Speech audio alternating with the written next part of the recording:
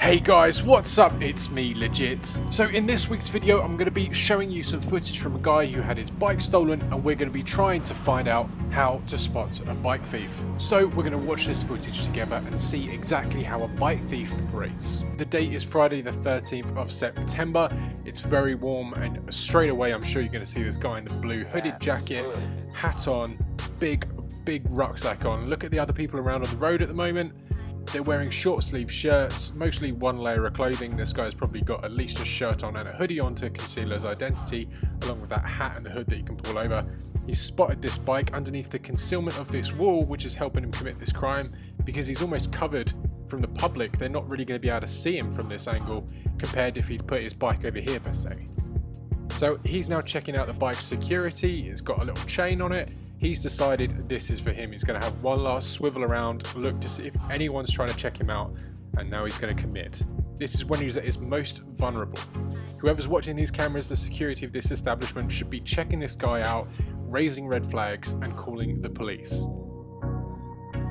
So he is now breaking the locks on the bike because he has got a plethora of tools in that bag on his back. It's a big bag, it's a lot of tools. He's just broken the lock. In under 30 seconds, he's just snapped the lock completely to this bike, which is retailed at around £2,000. So imagine that, literally 30 seconds, you've just got £2,000 covered with a slight bike cover. He's just removing the chain off, as you can see there. This is a busy place. It's going on in front of a lot of people, but because that wall is there, it's almost concealing his entire actions here. So now he's in a hurry. He's going to be feeling a massive rush of adrenaline. What is he going to want to do? He's want to get out there as fast as possible. So he's packing his stuff up. He's going to be a little bit lazy. And he's got to lift this bike around because it is quite heavy. It's an electric bike. It's been custom built by the gentleman who made it. And now he's just going to leave the chain and the cover there and just leave. That's it, done and dusted. In and out within at least 2 minutes from start to finish, and he's just cycled away with a bike retailed at around £2,000. Now, whether you're a motorbike owner or a cycle owner, thieves are a common problem for the both of us, and we have to take measures to prevent them from stealing our prides and joys. Now, we all just saw how this thief managed to push away a £2,000 bike in less than 2 minutes. So, if we reverse that, how could we stop him from doing what he did? We could, step 1, place the bike in a well-lit area, literally so everyone can see it. Sometimes hiding in plain sight is the best deterrent. Putting it against the wall here gave this thief an opportunistic environment to hide beneath that wall, out of sight for most people passing. Any police cars aren't going to see his head over that wall, and he's going to be able to do what he needs to do. He's going to be down low, cutting those locks, assessing the situation and getting the job done as fast as possible. Now, if it was the other side where those motorbikes are, maybe there wasn't room, I don't know, but if it was there, it could have been highly visible to any passing pedestrian or car driver or police to see what he was doing. It's a lot harder for him to conceal his actions when it's out in the open versus behind the wall. We touched on his appearance. You know, it's September, it's very warm, people are walking around in shirts and short sleeves. Now this guy's walking around with a hoodie on, long trousers, a big bulky bag and a hat. Now to me that is kind of, you know, not very proportionate with what the weather suggests the temperature is like. If someone's walking around wearing all that stuff, your attention should immediately be on them.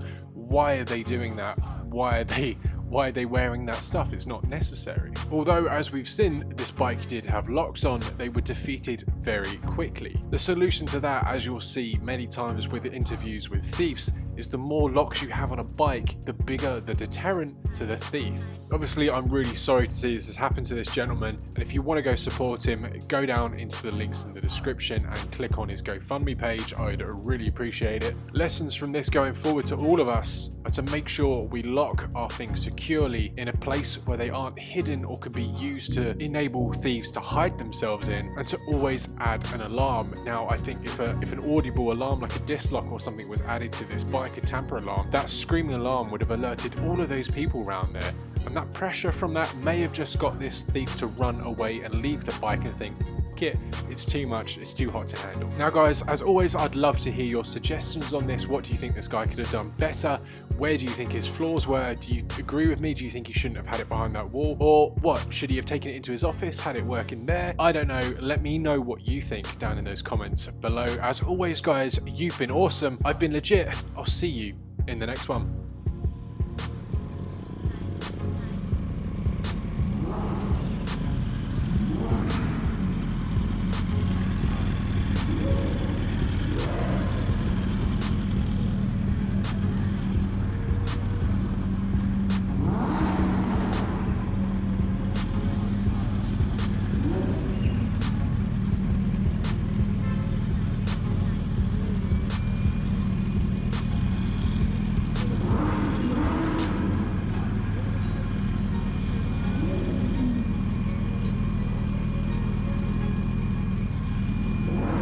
Watch your back.